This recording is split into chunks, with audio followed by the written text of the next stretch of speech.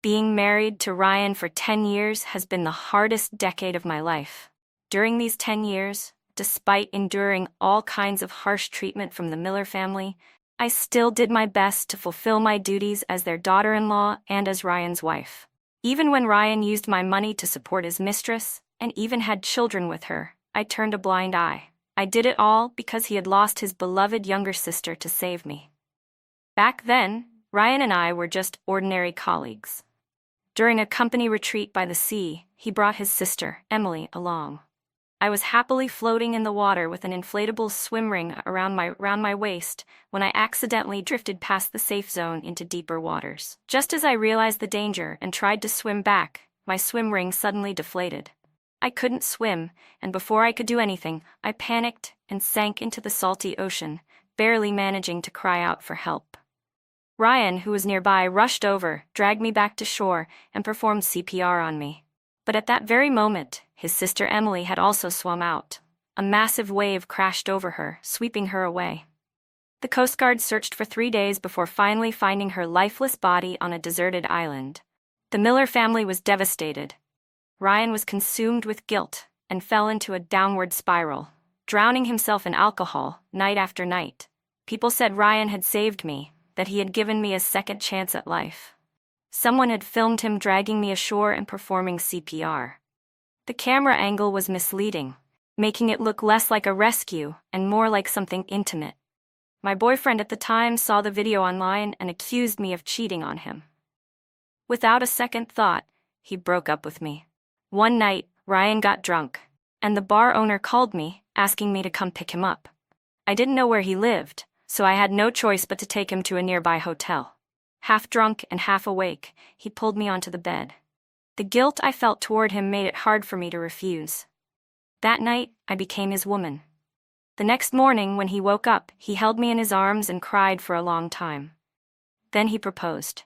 He said he loved me, that he wanted me to marry him. And I agreed. Ryan took me home, but his parents, who blamed me for their beloved daughter's death, never showed me any kindness. They refused to cook for me, and Ryan told me to win them over by cooking for them myself. On my first day at their house, I ordered an expensive seafood feast, lobster, king crab, abalone, and spent 3 hours in the kitchen preparing an elaborate meal. They ate heartily, but when they finished, staring at the leftovers on the table, Ryan's mother burst into tears. She loved these dishes, she sobbed. If Emily were still alive, she would be so happy right now. Ryan's father's face darkened. He threw his chopsticks down and silently walked away to smoke his pipe. Meanwhile, Ryan opened the bottle of Mau Tai I had brought and downed one glass after another. The oppressive atmosphere in the house weighed on my heart like a heavy stone. I felt like I had caused irreversible damage to this family. Hoping to ease their pain, I used the $5 million my late parents had left me to buy a luxury apartment in the city center, and a car worth $50,000 as part of my dowry for Ryan. I also bought Ryan's mother a pair of exquisite jade bracelets worth $50,000. For his father, I purchased the finest fishing rod and a jade pipe. But they didn't give me any dowry in return. They said that Emily's life was worth far more than anything I could ever bring. No amount of money could bring her back, and I agreed. After getting married, Ryan's parents treated me cruelly, ordering me around like a servant. If I ever showed even the slightest hint of emotion, Ryan's mother would clutch Emily's photo and weep, making my guilt even heavier. So I swallowed my pride and tried to please them in every way I could. Ryan controlled my salary card, which had a monthly income of $15,000, but he only gave me $3,000 per month to buy groceries and cook. And yet, he constantly complained that there wasn't enough meat, that his parents were being neglected. He told me that my life had been exchanged for Emily's, and that I had to make up for his parents' loss. If Emily were still here, he said, she would be the perfect daughter, taking care of them and making them happy. So I had no choice but to sell my old jewelry piece by piece to cover household expenses. I made sure every meal was well-balanced, nutritious, with a good mix of meat and vegetables. I bought new clothes for Ryan's parents and even paid for their trips to help them relax. Back then, I was completely brainwashed into believing that my purpose in their family was to atone and repay my debt. no matter how they treated me. I knew I had no right to feel any resentment. After all, without Ryan, I wouldn't even be alive. The Miller family placed great importance on carrying on the family bloodline. Maybe I was just unlucky. My fate was destined to be filled with loss. Every time I got pregnant, complications arose, and I miscarried, making my uterus weaker each time. After my last miscarriage, I suffered severe hemorrhaging, and my uterus had to be removed. From then on, Ryan's parents called me a worthless hen that could no longer lay eggs, blaming me for cutting off their family line and bringing shame to their ancestors. I carried immense guilt and wanted to get a divorce. But Ryan refused. He said he loved me, that he couldn't live without me. His desperation made me soften, and I agreed to stay. But behind my back, he had quietly built another family. He had a mistress, and even fathered a son and a daughter with her. When I first found out, I was furious. But with a pained expression, he told me, I didn't want this either. But for the sake of my parents, I had no choice. They needed grandchildren to bring them happiness, to help them forget the pain of losing Emily. But I don't love her. I only love you. If I didn't, I would have divorced you already. Thinking about how I was now physically incomplete and had failed his family, I could only turn a blind eye. To ensure the best education for his illegitimate son, the Millers wanted to register the child under my name and enroll him in school using my status. I refused. When I argued with Ryan's mother about it, she pushed me down the stairs. The moment I opened my eyes again, I was back 10 years ago. I was in the water. My inflatable swim ring was leaking air. I struggled, sinking into the sea. This time I saw it clearly. Ryan had grabbed my hand, but then, suddenly, he let go. Without hesitation, he turned and swam toward Emily, who was drowning. In this lifetime, I would no longer have to carry the weight of their family's loss. I wouldn't have to suppress my pain for the rest of my life. I let out a sigh of relief and closed my eyes, accepting my fate. But before I could sink completely, someone reached me and pulled me up. I thought it was Ryan. Startled, I instinctively tensed up and tried to push away. But to my surprise, it wasn't him. Don't move if you don't want to die, a cold voice ordered. It was my boss, Liam Reed. I froze, not daring to resist as he dragged me back to shore. He pressed on my abdomen, forcing the seawater out of my lungs. I coughed violently, spitting out several mouthfuls of water before sitting up. Meanwhile, Ryan had also pulled Emily back. She was safe and unharmed. I averted my gaze from them and turned to Liam. Thank you, Mr. Reed, for saving my life, I said sincerely. Like his usual strict self, Liam scolded me in a sharp tone. Do you have no sense of danger at all? Is your life that worthless? He always had a stern, emotionless expression, never showing any warmth. His words were harsh, making everyone at work fear him. Behind his back, we secretly called him the Ice Queen. But this time, I wasn't afraid. Instead, a wave of warmth surged through my chest. My eyes welled up with tears as I looked at him, filled with gratitude. Don't look at me like that, he said flatly. I'm not a man, and I don't need you to repay me with your body. Just do your job properly from now on. After saying that, he stood up and dove back into the deep blue ocean, swimming effortlessly like a mermaid. The golden light of the setting sun reflected off the waves, creating a shimmering glow. For the first time, I found it breathtakingly beautiful. I closed my eyes, taking a deep breath as I tried to process the fact that I had been reborn. Are you okay, Emily? Ryan's voice suddenly sounded right next to me. My breath hitched, my body stiffened. Slowly I opened my eyes and looked at him indifferently, giving him a slight nod. Ryan's face was filled with guilt and regret as he desperately tried to explain. I'm sorry. I really meant to save you. I didn't expect my sister to be in trouble too. When I saw Mr. Reed swimming toward you, I thought you'd be safe, so I let go and went to save Emily. I remained cold and indifferent, barely reacting to his words. I stood up, not wanting to look at him any longer, nor did I want to have anything to do with him. May, Ryan suddenly grabbed my wrist, his voice urgent. Are you blaming me for letting go of your hand? There's nothing to blame, I replied flatly. You and I were never that close. You weren't obligated to save me. I shook off his hand, my expression emotionless, and walked away quickly toward the locker room to shower and change. As the icy water poured over me, I shivered. At that moment, I fully realized I had truly been reborn.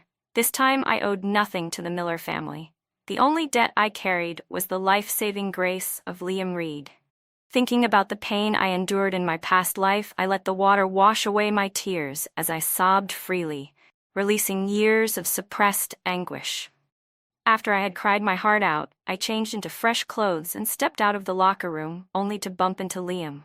He had just come out of the opposite locker room, his usual cold gaze carrying a faint trace of concern. He didn't ask anything, just glanced at me briefly before walking away. His steps were slow, as if he was waiting for me.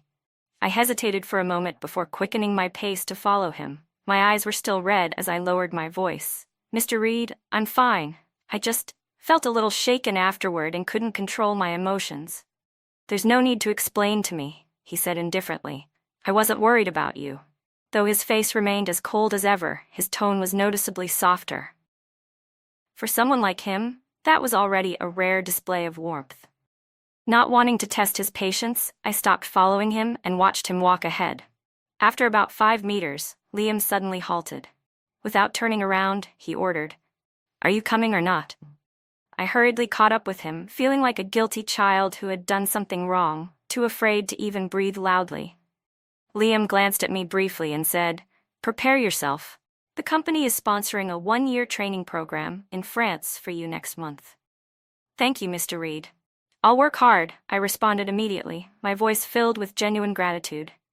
In my past life, I had also been given this opportunity, but when I learned that Ryan wanted the spot, I declined, claiming my health wasn't good enough, and instead I recommended him to Liam. I still remembered Liam's expression back then. He looked at me as if I were an idiot.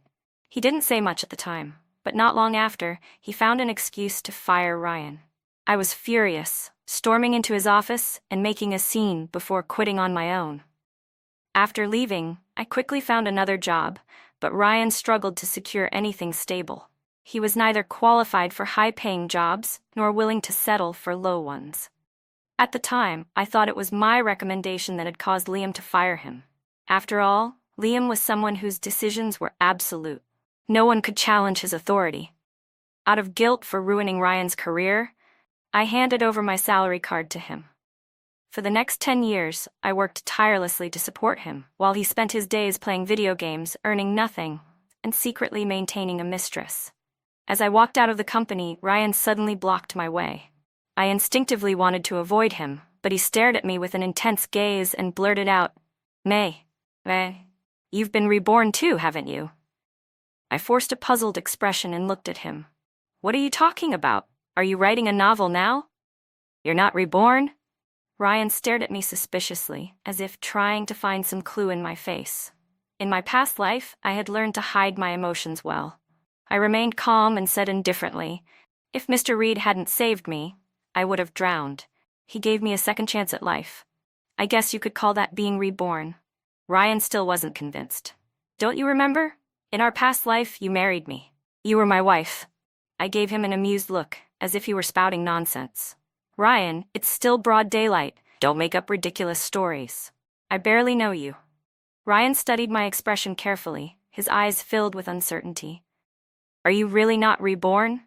You're insane. If you're sick, go get treated." I rolled my eyes at him. "May, I'm here to pick you up." That voice, familiar yet distant, sent a chill down my spine. I turned and saw my boyfriend, Lucas, pulling up beside me in his beat-up Nissan. He leaned out of the window with a playful grin, handing me a wildflower. To shake off Ryan, I took the flower, opened the passenger side door, and got in. "Who was that guy? Is he trying to hit on you?" Lucas glanced at Ryan through the rearview mirror, his voice laced with irritation. "He's just a colleague. We had some work-related discussions," I answered casually, before shifting my gaze to Lucas. In my past life, when he saw the video of Ryan performing CPR on me at the beach, his gentle demeanor vanished instantly. He slapped me across the face, Brad called me a whore, and then he forced himself on me. "All this time, you acted so pure, refusing to let me touch you. I actually believed you were some innocent saint. Turns out, you're just a used-up slut." Afterward, he sneered at the blood on the sheets, spat on me in disgust, and left, breaking up with me on the spot. That was one of the reasons I had agreed to marry Ryan in the first place. After what happened that night, at least Ryan didn't insult me. Instead, he proposed, making me believe that he loved me, that he was a responsible man. But in the end, he had only wanted someone he could exploit, someone who would slave away for the Miller family without complaint. As the car drove a short distance, I suddenly said, "Pull over." After stepping out, I looked at Lucas and said calmly, "Let's break up." Anger flashed across his face. "Is it because of that guy just now?" He growled. "No," I said indifferently. "It has nothing to do with him. But I should tell you, I've had a boyfriend before, and we lived together. I figured you might mind." Lucas's expression instantly shifted to one of disgust. "Then why the hell were you pretending? Get in the car, we're going to a hotel." I scoffed and threw the wildflower back into his car. "With what money? The pennies you spent picking flowers off the side of the road?" His face darkened. "If I remember correctly, you've never even bought me more than 3 cups of milk tea. On holidays, the best I got from you was a $5.20 digital red envelope. Every time we ate out, I was the one who paid." "Oh, and that watch on your wrist? I bought it for you, $18,000. Pay me back. Consider it compensation for the emotional damage you've caused me over the past 6 months." "You bitch." Lucas spat before slamming his foot on the gas, speeding away. "Take that money and get yourself checked, scumbag," I shouted after him. Just as I turned to leave, a loud crash erupted behind me. My heart skipped a beat. Looking back, I saw that Lucas's car had slammed headfirst into a street lamp. The entire vehicle was mangled, smoke billowing from the hood, and then, boom, flames erupted, engulfing the car in a fiery explosion. I shivered and quickly walked away. A few days later, Ryan was fired, half a month earlier than in my past life. This time, I hadn't recommended him to Liam at all. Turns out, his dismissal had nothing to do with me. Yet, he still blocked my way, his face twisted with anger. "What did you say to Mr. Reed? Did you get me fired?" Before I could reply, Liam's assistant happened to pass by. He stopped, his voice cold and sharp. "Selling confidential company files to a competitor, falsifying expense reports on business trips, neglecting your duties. Consider yourself lucky the company is just firing you quietly instead of blacklisting you from the entire industry." I didn't," Ryan stammered, panic flashing across his face. The assistant let out a dry laugh. "Oh? Should I pull out the evidence and make it public?" "No, I'll leave." Ryan grabbed his box of belongings and fled in humiliation. I turned to the assistant and sincerely said, "Thank you." I was grateful, not just for him exposing the truth about Ryan's dismissal, but also for lifting a weight off my shoulders from my past life. "Mr. Reed thinks highly of you. Keep working hard." Liam's assistant, who had been cold and expressionless just moments ago, suddenly smiled at me. "Who knows? By the time you return from Paris, I might be your assistant." In our company, employees sent abroad for training almost always came back with a promotion and a raise.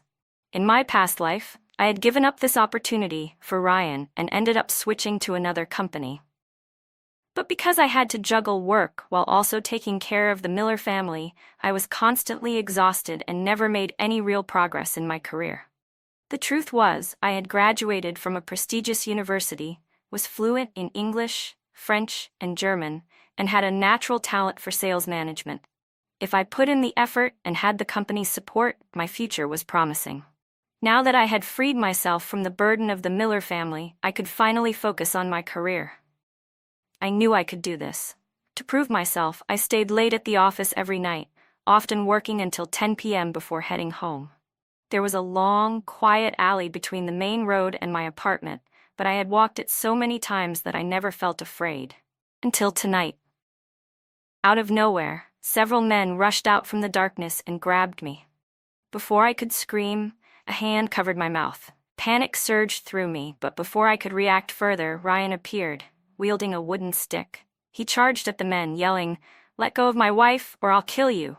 Maybe they got spooked, or maybe this was all part of the act. Either way, the men released me and quickly ran off. My legs trembled so badly that I almost collapsed. Ryan caught me, his voice filled with concern as he whispered, "Don't be scared, I'm here. I'll always protect you. Thank you." I quickly stepped back and put some distance between us. I had been married to Ryan for 10 years. I knew exactly what kind of person he was. There was no way he was the fearless hero he had just pretended to be. My gut told me this entire scene had been staged by him. Right then, his phone rang. The moment he answered, his face turned deathly pale and he slumped to the ground, tears streaming down his face. "What's wrong?" I couldn't help but ask. "My sister, she..." Ryan stammered, his voice choked with grief, as if he had just suffered a devastating loss. "She died?" The words slipped out before I could stop myself. Ryan looked completely shattered. "I was supposed to pick her up from school tonight, but I was so worried about you. I had this feeling that you were in danger, so I came here instead. And now, she was in a car accident. She's gone." His red-rimmed eyes filled with tears as he choked out, "Because I saved you, I lost my sister again." I immediately saw through his attempt at manipulation and coldly cut him off. "Stop right there." Ryan blinked, stunned. "I never asked you to save me. Your sister's death was your own negligence. It has nothing to do with me." Just like in my past life, he was trying to guilt-trip me, trying to blame his sister's death on me so I would fall into his trap again, so I would spend my life repaying a debt that was never mine to bear. "May, how can you say that?" Ryan's expression twisted in disbelief. "If I hadn't gone to protect you, I would have picked up my sister on time, and she wouldn't have been in that accident. How can you be so heartless?" I met his gaze with an icy stare. "I'm sorry for your loss. But what does that have to do with me? I never begged you to come save me. Even if you weren't there, someone else would have helped me. And honestly, I wouldn't be surprised if this entire heroic rescue tonight was just something you staged yourself." Without waiting for his response, I turned and walked away, ignoring his furious shouts and accusations. The next morning, just as I arrived at the office, Ryan's parents suddenly charged at me like a pair of rabid dogs. One grabbed my left arm, the other grabbed my right. Startled, I shouted, "What the hell are you doing? It's all your fault." Ryan's mother wailed, tears and snot streaming down her face. "If my son hadn't gone to save you, my precious daughter would still be alive. You have to atone for her. You have to marry my son," she screeched. "You have to take care of us, the way our daughter would have." Ryan's father slammed his jade pipe against my head, his voice booming with rage. "Justice will prevail. You can't just walk away from this without a conscience." It was rush hour, and a crowd quickly gathered. Ryan's mother, with her sharp tongue and pitiful, tear-streaked face, easily won over public sympathy. She painted me as an ungrateful woman who had ruined their family and refused to take responsibility. The crowd murmured in disapproval, pointing fingers at me as if I were the villain. I was at a loss for words, unable to defend myself. "Enough." A cold, authoritative voice cut through the commotion. Liam Reed, dressed in a sharp business suit, stepped out from the crowd. His piercing gaze locked onto Ryan's parents as he commanded, "Let go of my employee." His voice was calm, yet carried an undeniable weight. "I've already called the police." "You have no right to call the police." Ryan's parents, who had always been bullies preying on the weak, instantly shrank back when faced with someone like Liam, someone with an overwhelming presence and undeniable power. "I have every right," Liam said, his tone unwavering. "You caused a disturbance in front of my company and harassed my employee. You spread slander and defamation. My company has the best legal team. I'm sure they can arrange for you to spend a year behind bars and compensate her with $500,000 for emotional distress." Before he even finished speaking, the two elderly troublemakers instantly released me, fleeing faster than rabbits. "Thank you, Mr. Reed." I turned to Liam, genuinely grateful. He glanced at me and spoke coolly. "When people slander you, there's no need to waste your breath arguing. If you're in the right, call the police or our legal team. That's all you need to do." "Yes, I understand. Thank you again, Mr. Reed." At that moment, I felt as though Liam was my guardian in this life, shielding me with his immense power. In my previous life, aside from following his work arrangements and reporting to him occasionally, I had almost no interaction with him. He had always felt like someone from an entirely different world. Liam gave me a measured look. "Don't get entangled with people like that. If you can't confront them head-on, just avoid them." Like an obedient student, I nodded. "In this world, you are only responsible for yourself and your career. You don't owe anyone anything. Everyone has their own fate, their own consequences. No matter what happens, it is not your fault." Hearing those words, my eyes burned with emotion. In my past life, I had been brainwashed by the Millers into believing I was responsible for Emily's death, that I had to carry that guilt forever. But the truth was, I had never asked Ryan to save me. Her death had never been my fault. Just then, Liam sent me several photos with time-stamped watermarks. In the pictures, Emily was alive and well, smiling brightly while hanging out with some people. She didn't look like someone who had just been in a fatal accident, let alone someone who was dead. I immediately messaged Liam. "Where did you get these photos?" "I happen to have a friend in private investigation, so I asked him to look into it for you. Turns out, Emily is alive and well. The Millers were just trying to scam you." Hearing this, a chilling thought crept into my mind. Was it possible that in my previous life, Emily had faked her death as well? But this time, things had played out differently. The moment we were in the water, Ryan had let go of me and rushed to save Emily. If she had truly drowned this time, then perhaps this time, she was really dead. Had they tried to use the same trick again to trap me into being their servant? The more I thought about it, the more horrifying it became. And the angrier I felt. Liam's voice pulled me out of my thoughts. "You leave for France the day after tomorrow. Get familiar with everything early. My assistant has already arranged your flight and housing. You just need to pack your bags and go." He reached out and patted my shoulder. "Until you're strong enough, don't think about revenge. It'll only drag you down with them. Don't let them turn you into something rotten like them." I met his gaze, my heart resolute. "I understand. I will take you as my example and become strong." "I'm nothing special," Liam said calmly. "Don't limit yourself. You can surpass me." His words felt like a beam of light breaking through the shadows of my past, illuminating my path forward. Without thinking, I blurted out, "Mr. Reed, can I hug you?" The moment the words left my lips, I regretted them. Just as I was about to take them back, Liam gave me a small, rare smile. "Sure. Come here." I had never seen him smile before. It was mesmerizing, like watching a rare, delicate snow lotus bloom in an instant. Then, just as quickly as it appeared, his smile faded and he returned to his usual stoic expression. "Why are you just standing there? Do you want a hug or not?"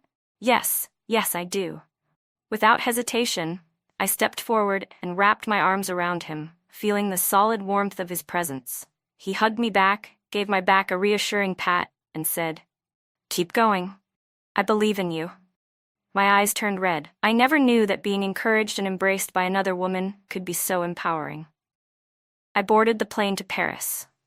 During that year of training, I broadened my horizons, strengthened my skills, and met many capable and inspiring people. I felt like I had completely transformed, no longer the timid, self-doubting woman I once was, but someone confident, independent, and radiant.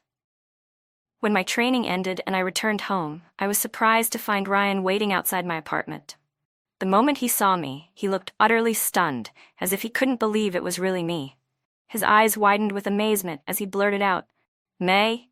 I shot him a cold glance and ignored him. "May, it really is you." His voice was filled with excitement. "How did you become so beautiful?" Once he confirmed it was me, his shock quickly turned into exhilaration.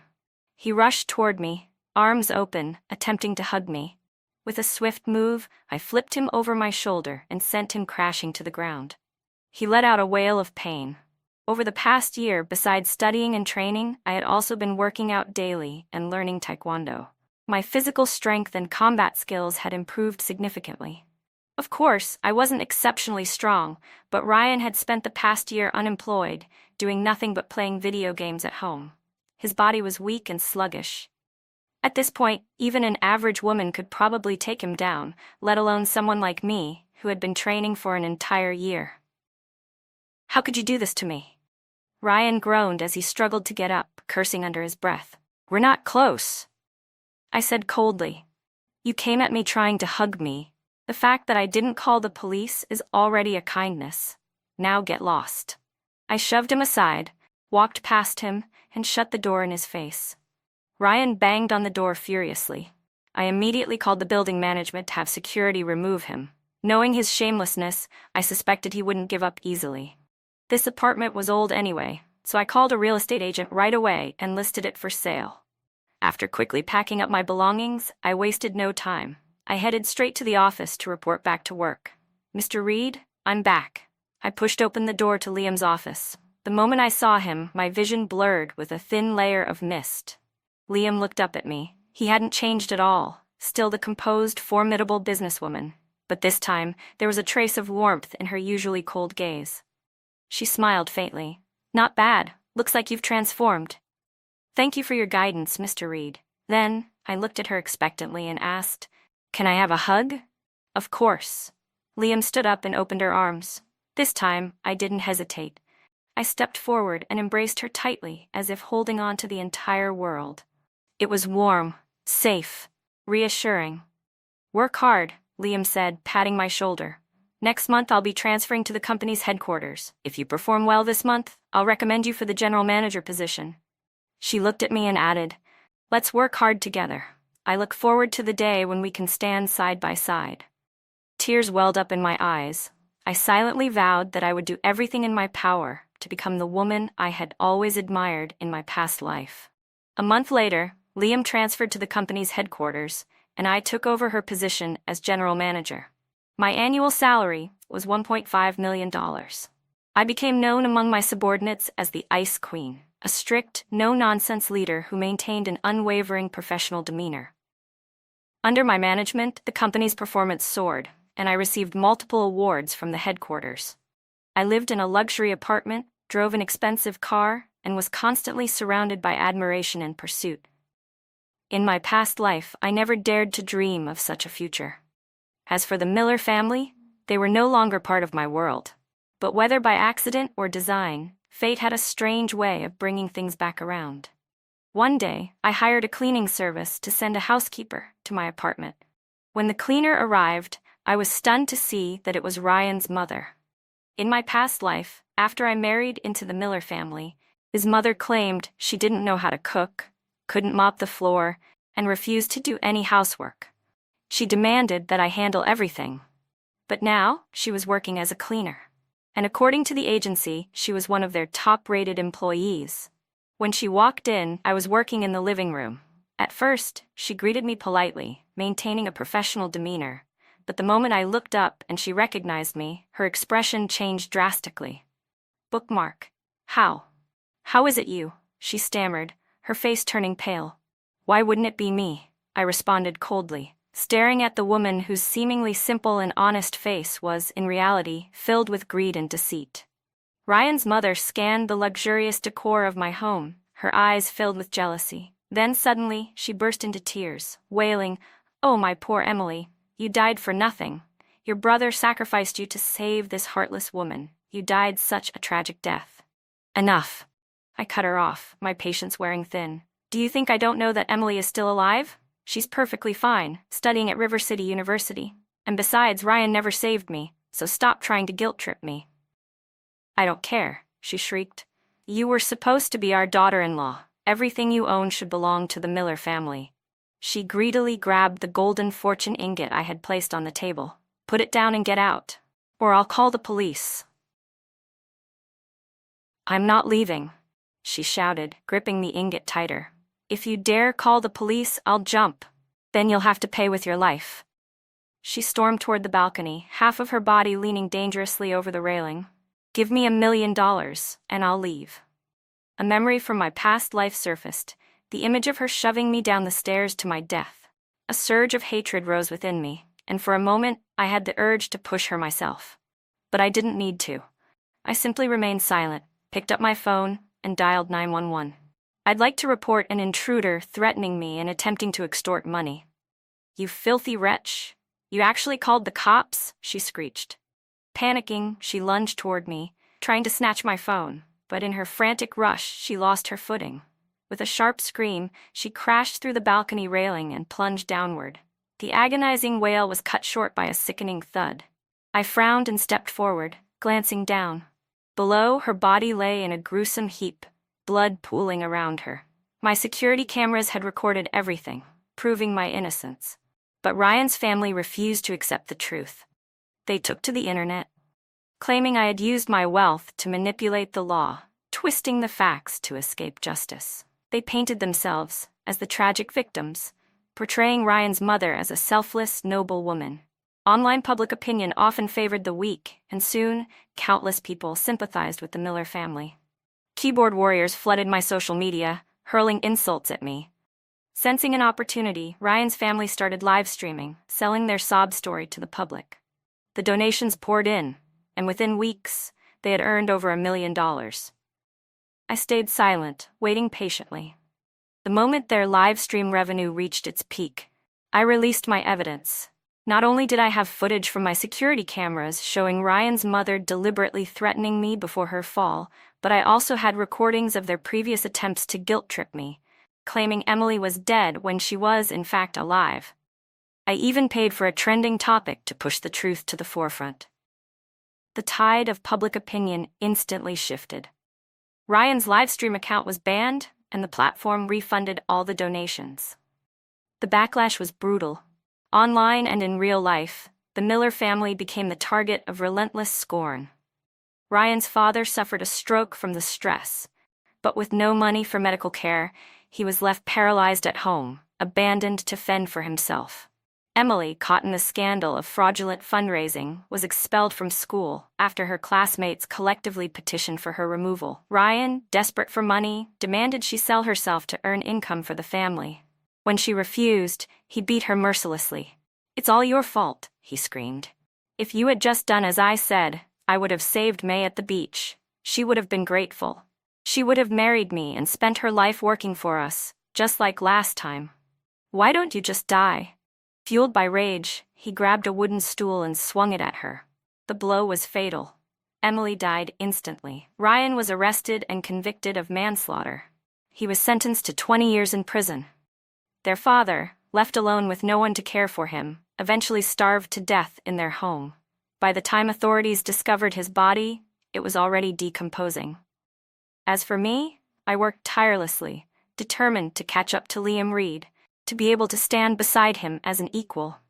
Through relentless effort, I was eventually promoted to the company's headquarters. But Liam had already left, starting his own company and turning it into a publicly traded giant. Not to be outdone, I also started my own business. Within a few short years, my company went public, and my net worth surpassed $10 billion. At a global business summit, I raised my glass with a victorious smile. To my greatest rival and dearest friend, cheers. Liam and I stood at the top, glasses raised in a toast. We shared a knowing smile. Then, once again, we embraced. Bonus. I am Ryan Miller. I knew that May was an orphan, that her parents had left her a massive inheritance, and that she was beautiful. So I secretly loosened the valve on her swim ring, just enough for it to leak air slowly. When I saw her floating further out without realizing it, I was thrilled. I followed her closely, waiting for the moment her swim ring would deflate completely. Sure enough, when she started sinking, I rushed in to save her, pulling her back to shore. Her condition wasn't severe, but I still performed CPR on her. When I noticed someone filming, I deliberately exaggerated my movements, making them look more intimate. But I never expected that, at that very moment, my sister Emily would also swim into the deep sea and be swept away by a massive wave. If I had just kept my eyes on her, she wouldn't have drowned. I killed my own sister.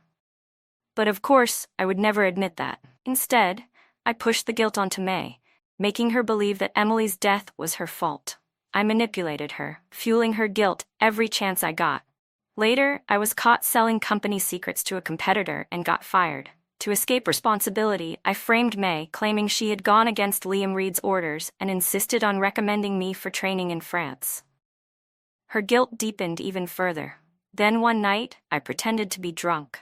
I took advantage of the moment and slept with her. Afterward, I cried and begged her to marry me, saying I loved her. She agreed. When she moved into my house, my parents resented her for Emily's death. They constantly lashed out at her, blaming her for everything. Yet she endured it all in silence. She spent the $5 million her parents left her to buy a spacious apartment for us, giving us a more comfortable life. Out of gratitude, she worked tirelessly to support our entire family.